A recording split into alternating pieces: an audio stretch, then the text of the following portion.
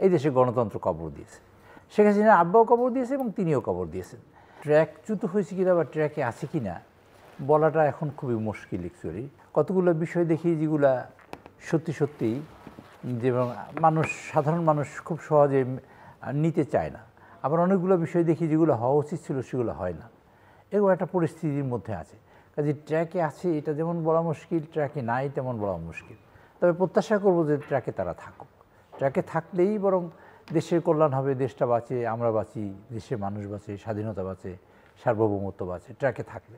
এবং ট্র্যাকে থাকার জন্য যে বিষয়টি দরকার, যেমন ধরুন একটা সরকার, খুব খোলাখুলি যদি আপনার সাথে আলোচনা করি, একটা সরকার এরকম একটা সরকার অভ্যুত্থানের ভিত্তিতে আসবে বা যেভাবে আসে, আমরা তো অভ্যুত্থান বলি, এটাকে অনেকে বিপ্লব বলতে চায়। আমি মানসিকভাবে ব্যক্তিগতভাবে বিপ্লব বলি না, নানান কারণে বিপ্লব বলি না, সেটা তার বিপ্লবের একটা ব্যাখ্যা আছে ইত্যাদি ইত্যাদি সব, আমি সেটা বলতে চাই না।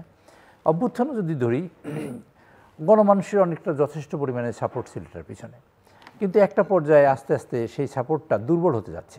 একটা প্রত্যাশা নিয়েই তো মানুষ এখানে এসছে। প্রত্যাশাটা কি? প্রথম প্রত্যাশা ছিল শেখ হাসিনা তো এইসব যেসব অন্যায় করেছে সেই অন্যায় থেকে মুক্তি প্রত্যাশা। শেখ হাসিনা কী করেছে? যা যা শেখ হাসিনা করেছে আমরা তার বিপক্ষে দাঁড়িয়ে একটা জনরোষ সৃষ্টি হয়েছে।